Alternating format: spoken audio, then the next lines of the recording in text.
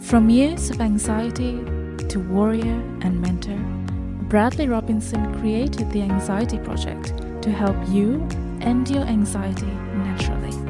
Let's mold the new you and let's end anxiety together. Hello and welcome to episode 217 of the Anxiety Project podcast. I am Brad Robinson. Today, I am really excited to share my conversation with Dr. Seth Gillihan. He is a licensed psychologist, so he knows a thing or two. I talked to him about his approach with his clients on how to help them out of depression and anxiety through mindfulness. But also, this is what's interesting. At one point, Dr. Seth suffered from depression. He got into a funk, and then that made me curious. I asked him, how did you get out of that funk? And he did.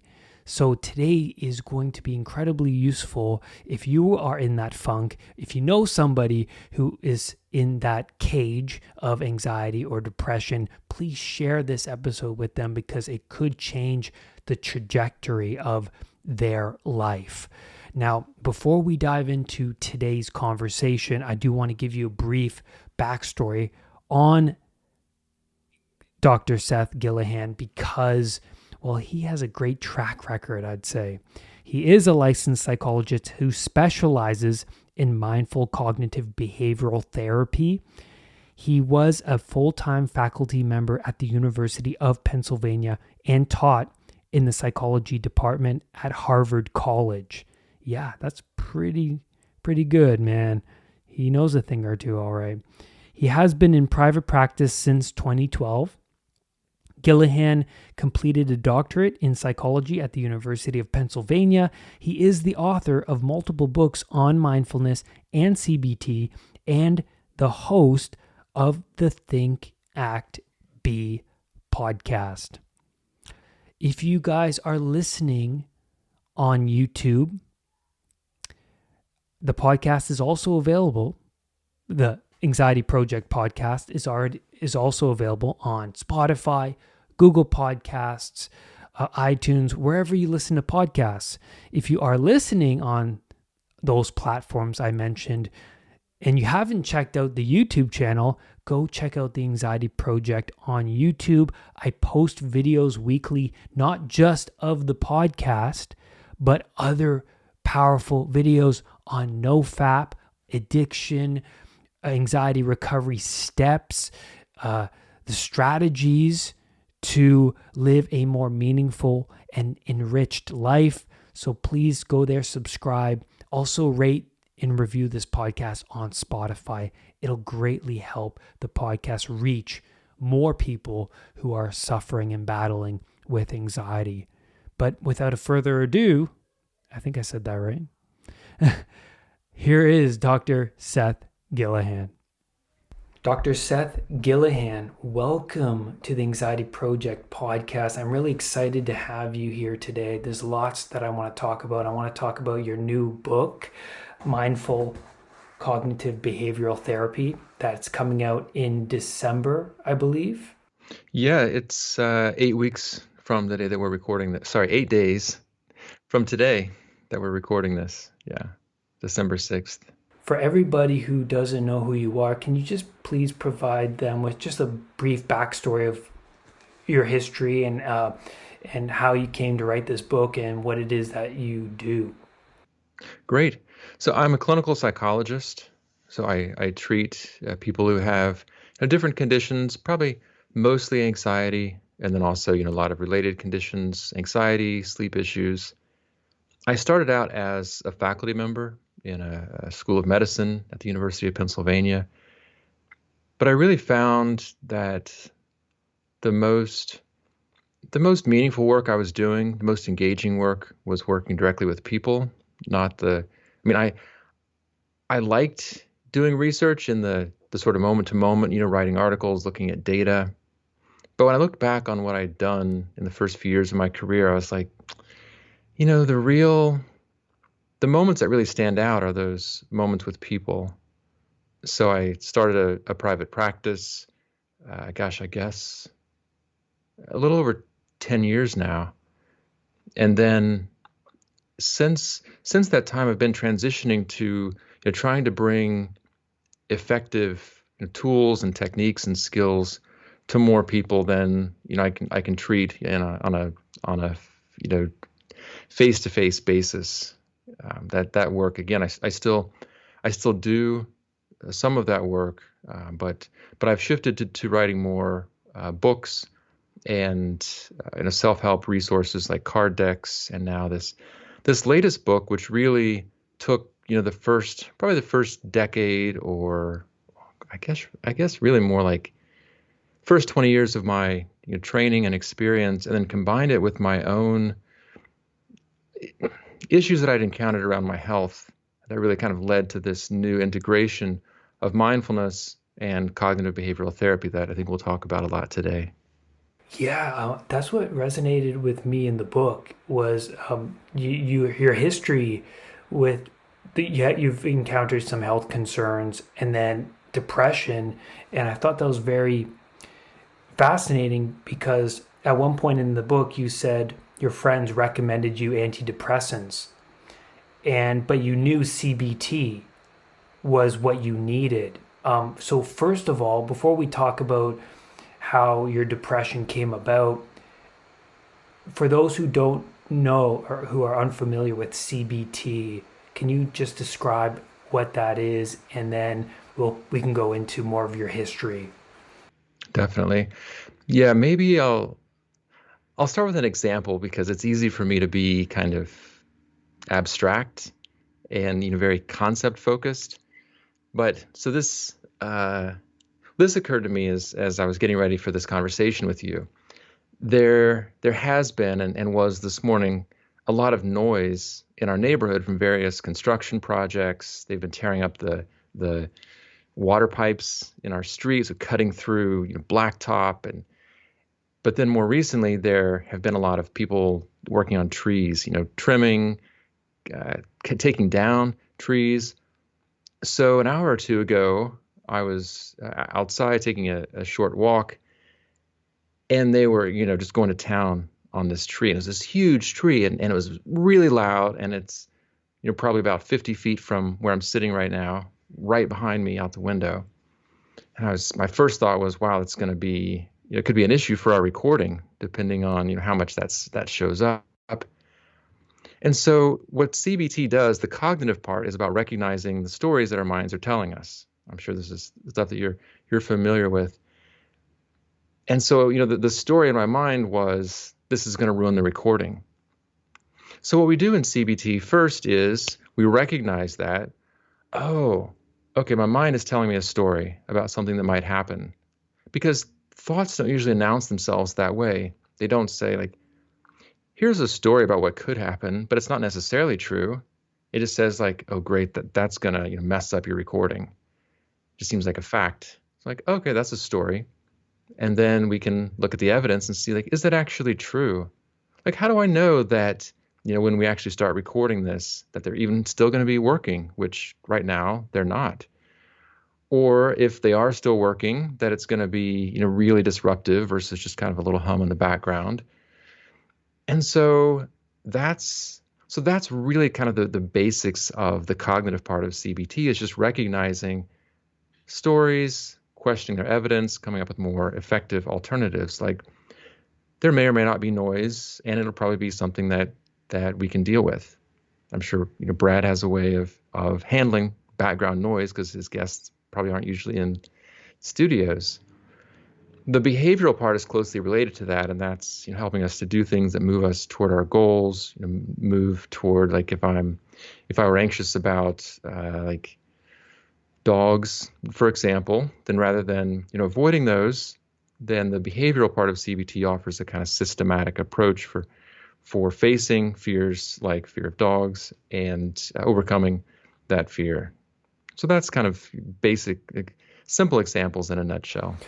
Yeah, I love the book, and for those listening, you have to get it because the book presents an alternative to your current way of being, because you can't help but self-analyze yourself when you read the book, right? And that's so great because society's normal is the voice in the head, and society's normal becomes stress. People don't understand, or people fail to realize that there's actually a different path right next to them that they can like go on, that's just way more, like your quality of life will increase. And it's just recognizing that path, and your book helps with that process, which I love, by the way. And so how did you see that path when you were in the thick of your health concerns and depression? How did that come about, and what were the changes? Well, first of all, I really appreciate your kind words about the book. That means a lot because I did put a lot of myself into this book, more so than my previous ones.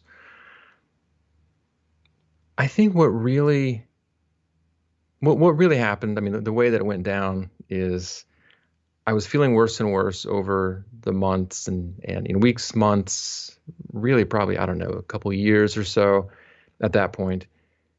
And I'd been doing more of the standard CBT approach of, I'm going to keep doing things that I know are, tend to lead to well-being, like staying active and being around people as much as I could be. Um, Questioning thoughts like, what if I have to, really reduce my hours? What if our finances start to fall apart? A lot of those fears, questioning like, well, that's fortune telling, may or may not actually happen. For me, like I think what happens for a lot of us is the things we fear sometimes do come true. Like I did have to cut back my hours a lot. It's part of what spurred this transition to less clinically focused treatment and more, providing these types of resources for people. Our finances did fall apart. That was something that happened as fallout from stuff I was going through. And so like a lot of people, I just kind of reached the end of myself. Like I didn't know what to do. I felt lost. I was confused. My mind wasn't working so well. I didn't really see a way forward. And then I realized, and this, again, I think so many of us come to this point. I realized that the end of myself wasn't the end. That what was ending was my old way of doing things, my old way of relying on certain expectations, or here's a big one, relying on the assumption that my well-being depended on things working out in a particular way. And it felt like what happened in that moment, I was lying on the couch in the evening, before bedtime, just feeling lost. And I realized that it sounds a little weird to say it in this way, but I realized I wasn't alone, that there was a part of me that was deeper than my thoughts. It was deeper than my behavior.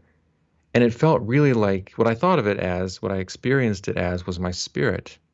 That kind of deeper, in a way, for me, a kind of eternal part of ourselves that isn't locked into these judgments of this has to go well, this has to turn out a certain way. It's just like, okay. And it felt like I was not just accepting that things might not go the way that I want them to, but that I wouldn't be alone with that. That there would always be this part of myself that was with me, that saw my struggles, that saw my pain, that I couldn't really adequately describe for anyone. And it was going, in a profound way, it was going to be okay. Not like it's all going to work out. Things are going to go the way you want them to.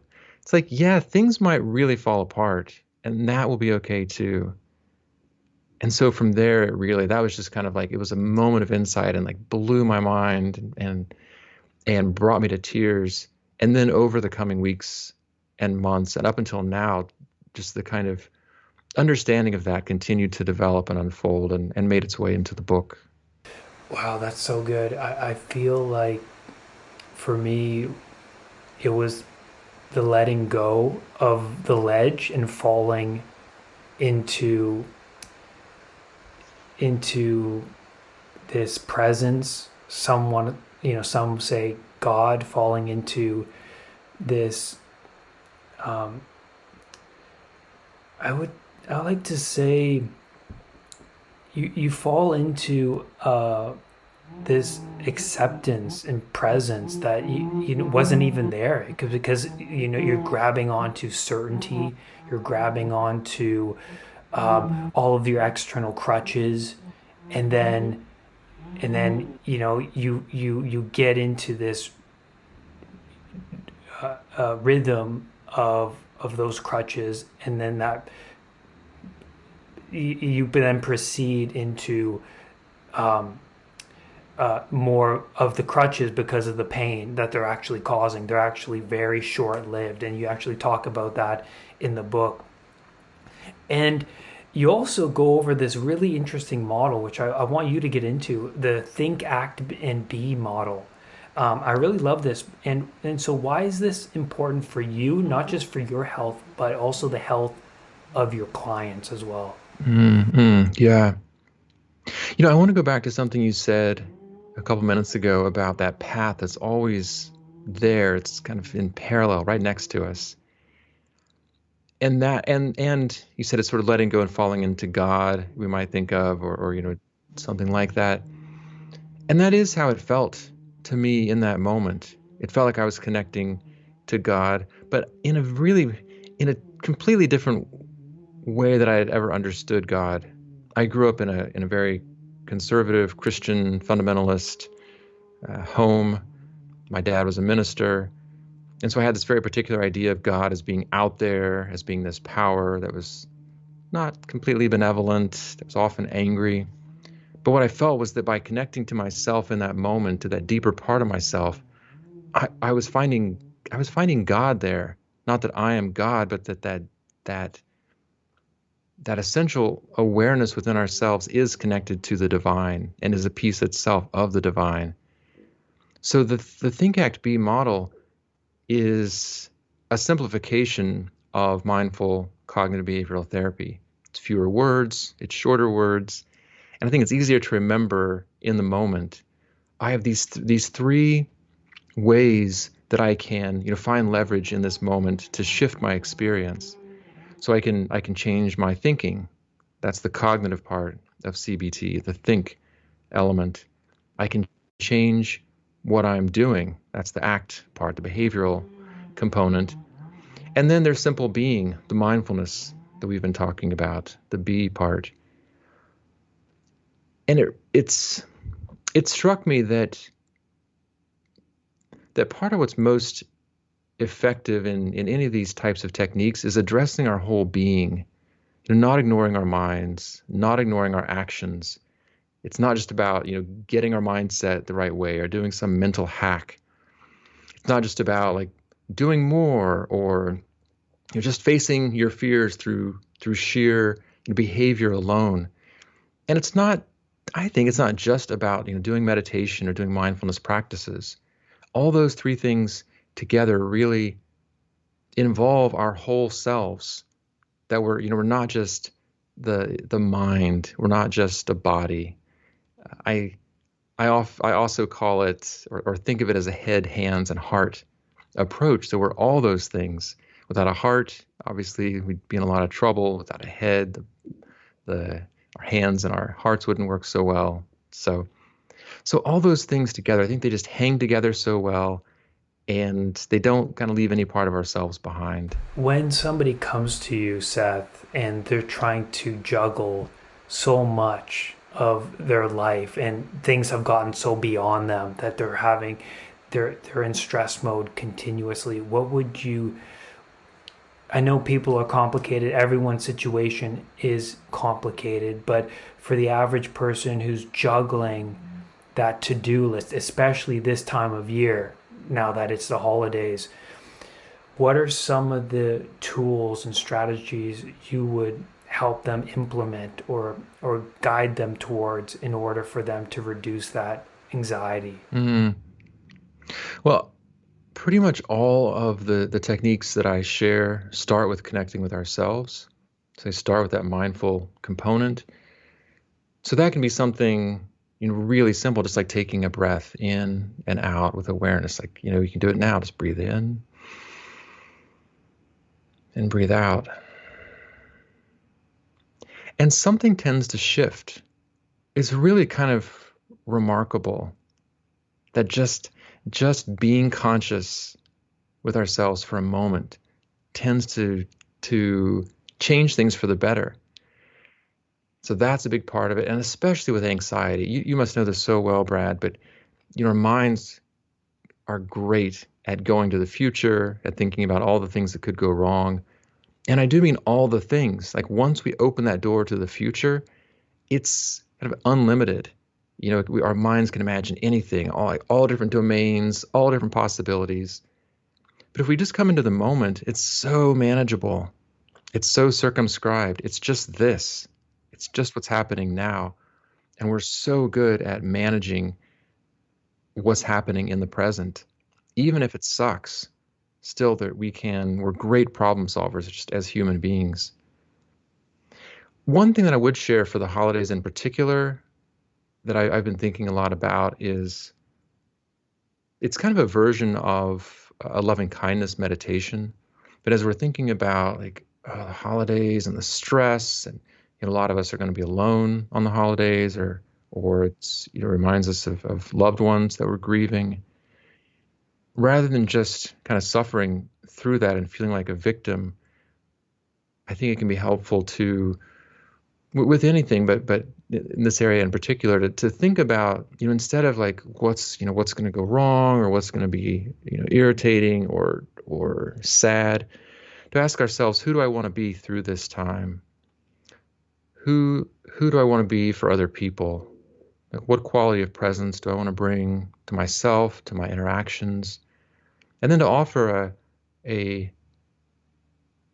really, it's a kind of prayer, the loving kindness meditation. Typically it's things like, may you be healthy, may you be happy, may you be at ease. We can also make it more specific for this time and say, when you're alone, may you feel embraced. When you're sad, may you be comforted. When you're with family, may you find joy.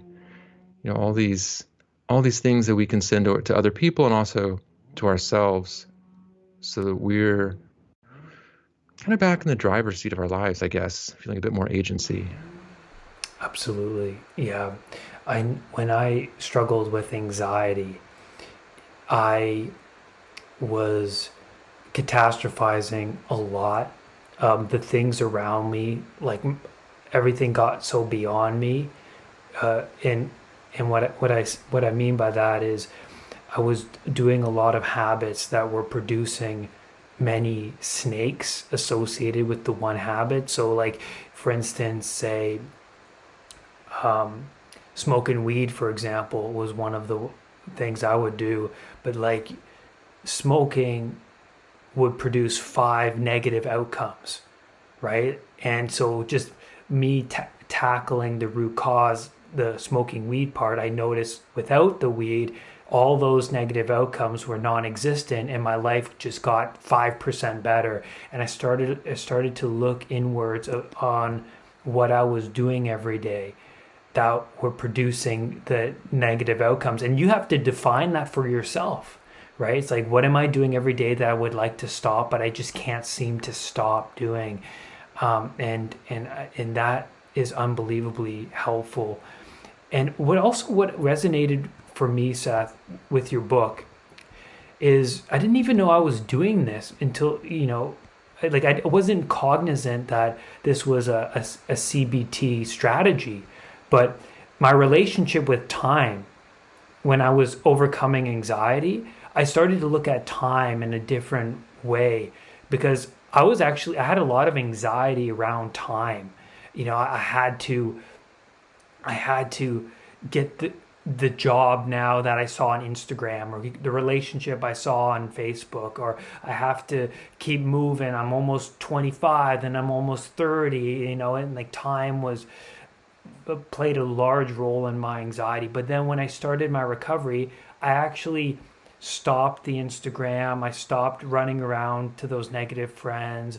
I I sat around the home learning about anxiety and slowing my life down. And then when things started to slow down, I was like, whoa, I'm starting to feel better. I'm starting to appreciate my days a lot more. I'm starting to see change, real growth within me, and that was huge. So, Seth, can you just talk a little bit more about why people's relationship with time, why it's very toxic, and how we can change that so that we don't have to rush to like rush off the cliff, right? Where we can slow down and not put that pressure on ourselves. Mm. Yeah, I really resonate with so much of what you're sharing. And what I part of what I love about CBT is that you came to this realization yourself about time, and so many of the techniques and the skills and things are, I mean, they're just so intuitive. They're not things like, oh wow, I never would have thought of that. They're more things that people have discovered for themselves, throughout the years, things that go back long, like thousands of years. So I love that you came to that different realization with time.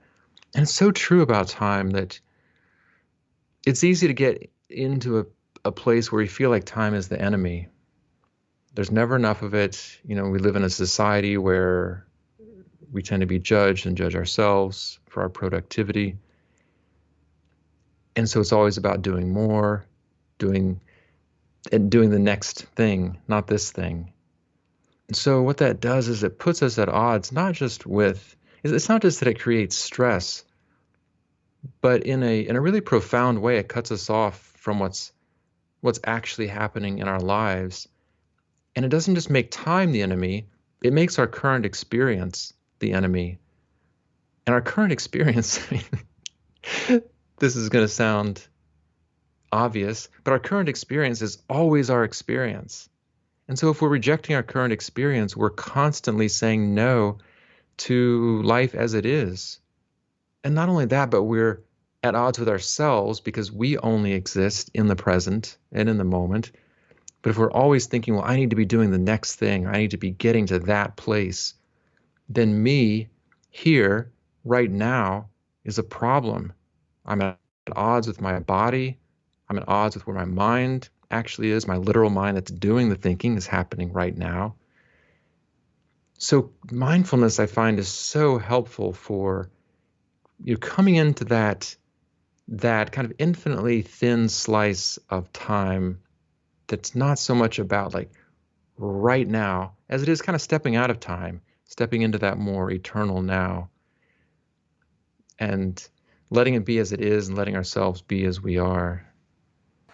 See, that's exactly why I wanted you on the show. That was just, for those listening, you have to rewind that few minutes and play that back. That's exactly right. We make the future into an enemy, like absolutely. Yeah. And it's a battle against you and yourself, right? And we compare and we judge and we lose track of ourselves. We get lost in the ego. And that's another thing I want to talk to you about, Seth, is the ego.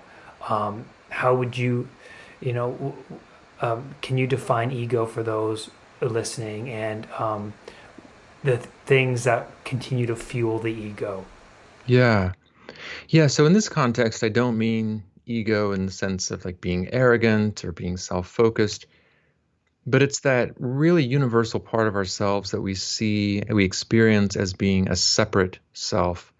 This is me. I have to look out for my well-being. I have to, compare myself to others and in some way feel separate from them, different from them, better than them. And it's the part of ourselves that gets, incensed when we, see an outrageous post on social media, or that, craves things, that wants things. It's all about self-preservation and kind of establishing ourselves as this is me, this is mine, carving out that place for ourselves out of the universe.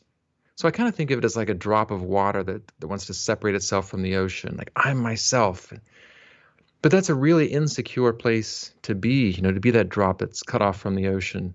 So then we try to attach all these things to ourselves, like importance and superiority and certain ideas and ideals and political beliefs. But it's all false. It's all an illusion. It's not really a part of who we are because we can't own all those things. And it's a poor substitute for true connection. What we end up doing is there's this subtle shift. We all crave connection. We all want to be a part of the ocean. But the way the ego goes about it, it's based on attachment, which sounds like connection, like I'm attached, I'm connected. But in this kind of way of thinking about things, attachment is the enemy of connection.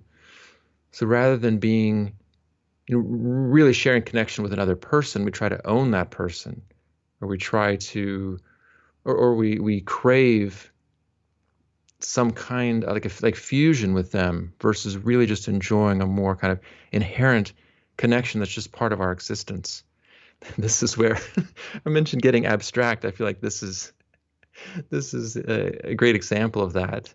So I guess if I can try to think of an example that might make this a bit more concrete, and feel free to jump in here too if anything comes to mind. But I think in our relationships, it's probably most obvious.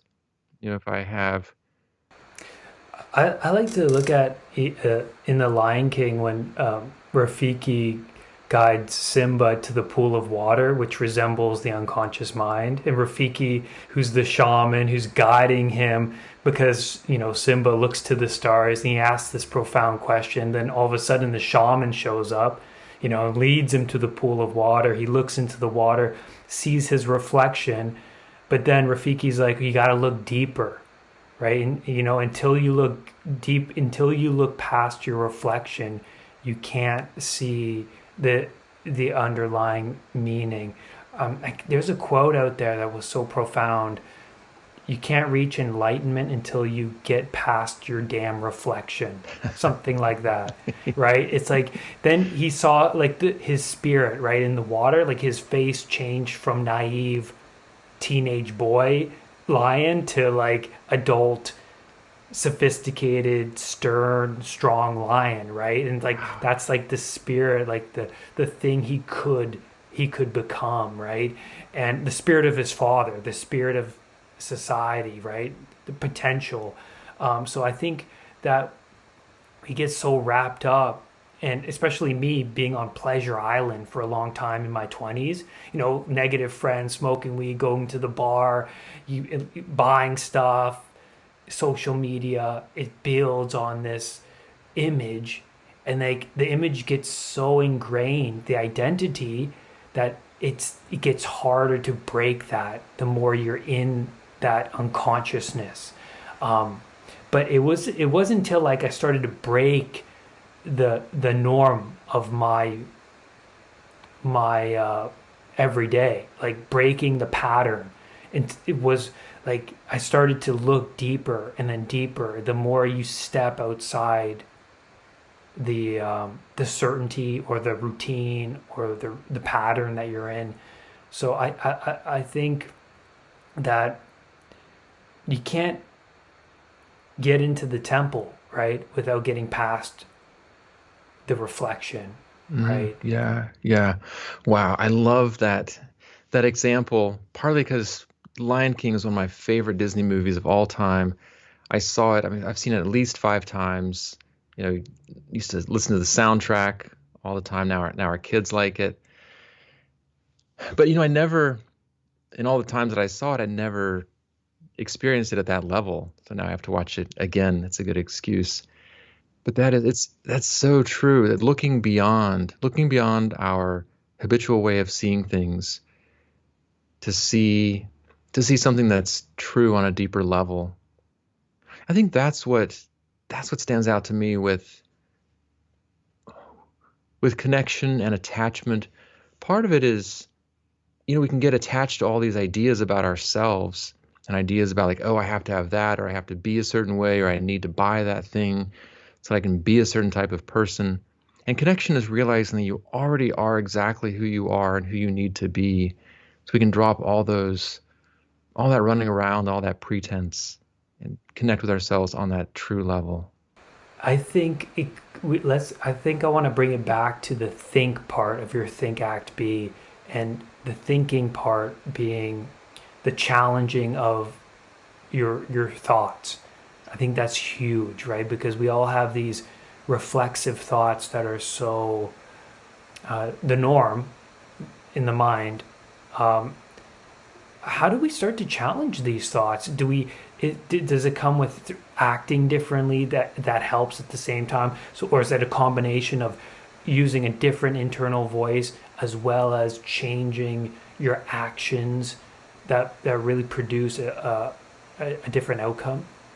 Yeah, it is so important. I think it's all three components. So it's the being component. I think really helps us to recognize those thoughts. To again maybe take a moment, check in with ourselves, be like, wow, I just my mood just tanked. Like, what just happened? What went through my mind? Oh yeah, I just told myself that this person doesn't care about me.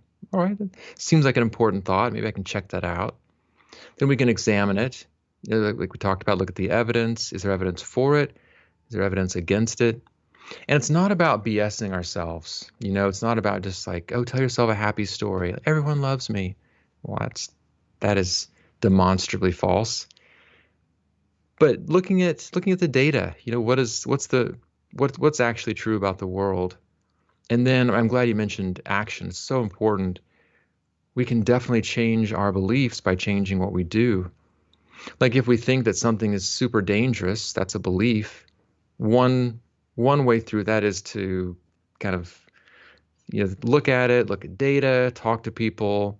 But another way to do it is just face that thing, assuming it's not ridiculously dangerous, and find out, oh, the thing I was afraid of didn't happen or wasn't nearly as bad as I expected it to be. So you kind of alluded to something earlier about how our lives can fall apart fairly quickly when around time or other types of things that are challenges for us. In the same way, I think we can rebuild things more quickly than we imagine when we start addressing these different elements. Like our thoughts are supporting our actions, actions are supporting our thoughts.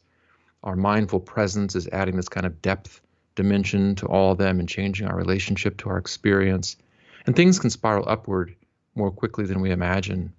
So I don't want to leave listeners with the impression that, oh, CBT is about changing your thoughts. It's only about changing your thoughts, because it's as much about addressing action, which then affects mindfulness and affects thinking as well. I want to quote something from your book that I found really interesting. You said here, the long-term and short-term payoffs of my actions followed a common pattern of immediate relief, with delayed costs that were less apparent, and depression. So what were these actions, and then that provided you with that relief?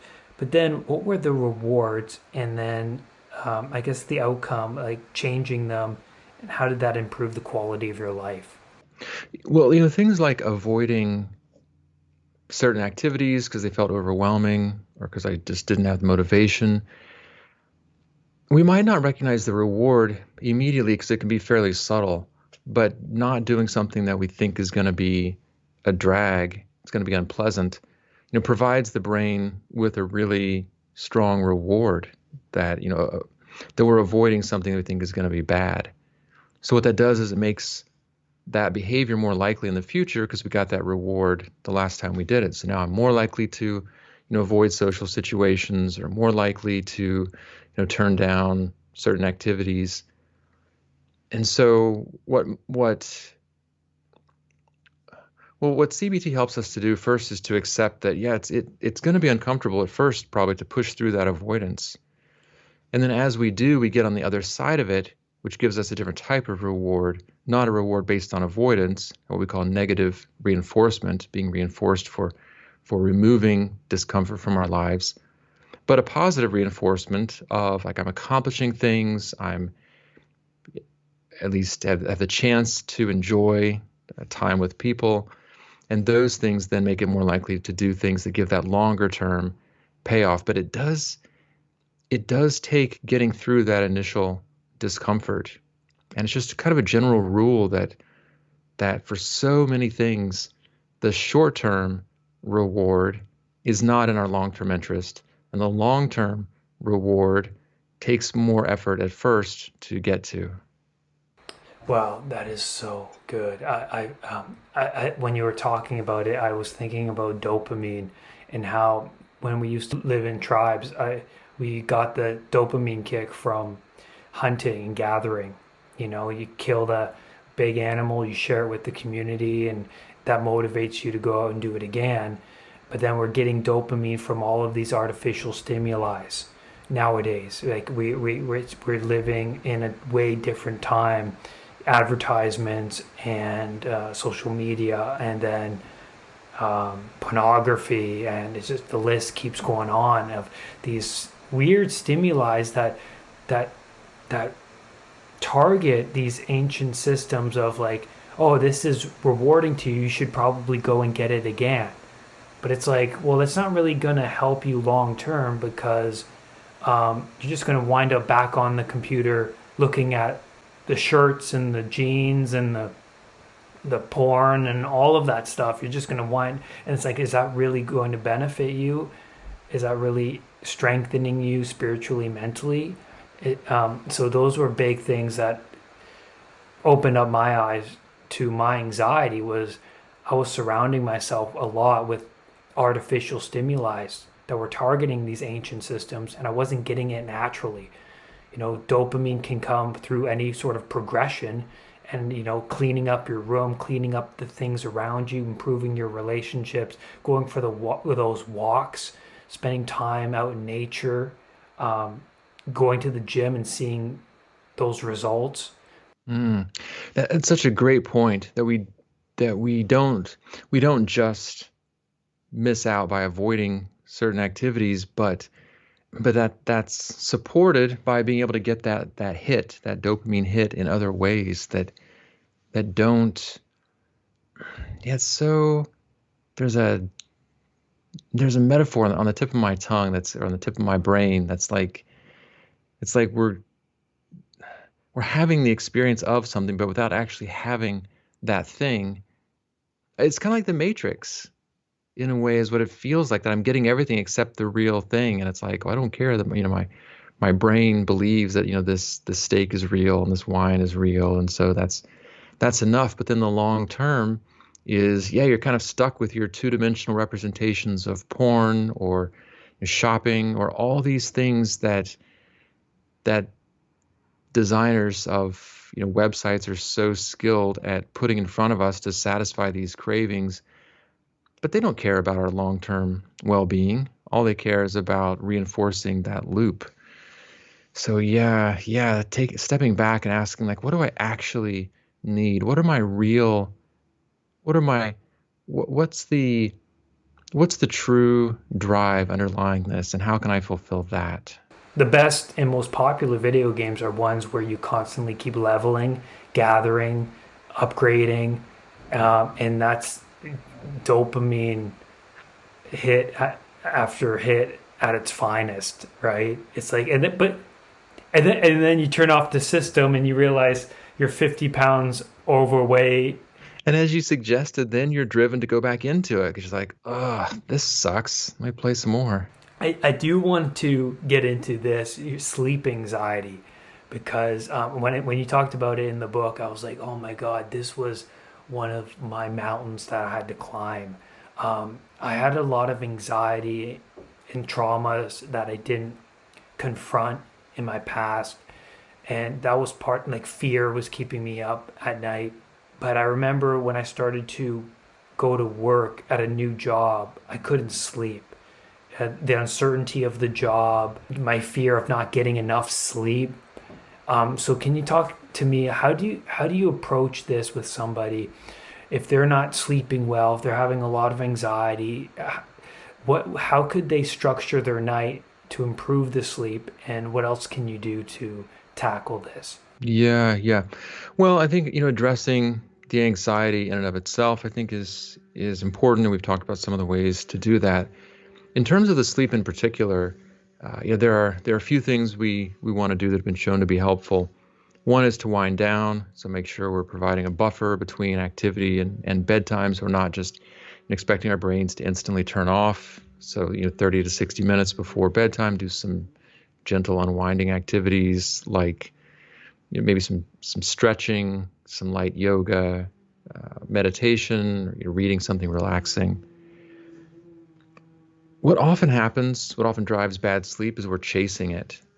Think of it kind of like, when two people get separated, they say, you should, if you both keep wandering around, then you might always miss each other, but one person needs to stay put, the other person can try to find them. So if we're trying to chase sleep, and sleep eventually, is trying to find us, then we might keep missing it. But if we can just trust that sleep will come when it does, I don't have to pursue it, then that mental shift can help us to let go of effort, because trying harder to sleep actually makes it less likely that we'll sleep. But then related to that, coming back to behavior, is aim to only spend as much time in bed as you're actually able to sleep on average. So if on average you're sleeping 6.5 hours a night, then plan to be in bed for 6.5 hours. So when you're in bed, you're likely to be sleeping for all or most of that time, and you're not going to be reinforcing bed as a place to be anxious and worried and irritated. So those are kind of the biggest, kind of the heaviest hitters. We can even, there's a treatment that's helpful called paradoxical intention, where instead of, you don't just let go of trying to sleep, but you try to stay awake. And that can actually make it more likely to fall asleep, paradoxically, because you're no longer adding this unnecessary effort that's just revving you up. That's one of the strategies that helped me through panic attacks. Exactly what you said was like, I hope I have a panic attack today. Yes. It makes such a difference, doesn't it? It's almost like panic doesn't know what to do with that. Like, oh, it just kind of recedes, at least in my experience. Absolutely. And when I remember going through recovery and noticing my thinking while I was laying in bed. What I would tell myself is, so what? Or it's like, let it go. I had strong fears that I was holding on to that were preventing me from sleeping. But when I would relax into true acceptance, giving up and letting go of the ledge and saying, you know what, I'm going to see if I can stay up tonight, all night. It's like, if you have a fear of not getting any sleep tonight, well, why don't you face that fear head on? So what if I don't get any sleep? Let's do it. Let's not get any sleep tonight. Yeah, that to me is the most important level of this type of approach. Again, like we've touched on this a few times, but it's letting go of any particular outcome. Like, it's not that, okay, yeah, I will fall asleep eventually, which is probably true, but let's go all the way. All right, maybe I won't. Maybe tonight's going to be terrible, and maybe I'm never going to sleep again, right? I mean, that's extremely unlikely, but yeah, letting go of anything needing to be a particular way. Seth, I think that's a great place to stop. It was such a great pleasure to have you on the show. To finish the podcast, any last words to provide to the audience who is struggling with anxiety, depression, who are holding on to the certainty or uncertainty and the fears? Any last words? Yeah, well, first I just say it's been such an enjoyable time speaking with you. You have such a nice way about you, and you ask great questions. Really interesting to talk with you. I would say that, I mean, really I would say for people to remember not to abandon themselves, not to abandon their experience and themselves in this moment, but to keep, as often as they remember to come back to themselves, to come back to what's actually happening, and to stay really close to their experience. And so much of our anxiety and worry can be managed just through that, simply connecting to ourselves in the moment. Things aren't working for you now, then your strategies are not working. You have to go outside of what's so familiar to you. That's where the answers lie. And it's not going to be an easy experience. You've also talked about that in the book too, facing discomfort and acknowledging it without letting it drive your actions. If it wasn't for rock bottom for me, then I wouldn't have discovered a coach, and then anxiety recovery, and then new habits and behaviors to implement that could enhance the quality of your existence. And it's that constant stepping out into the unknown that really has helped me, but also the people that I worked with and my role models.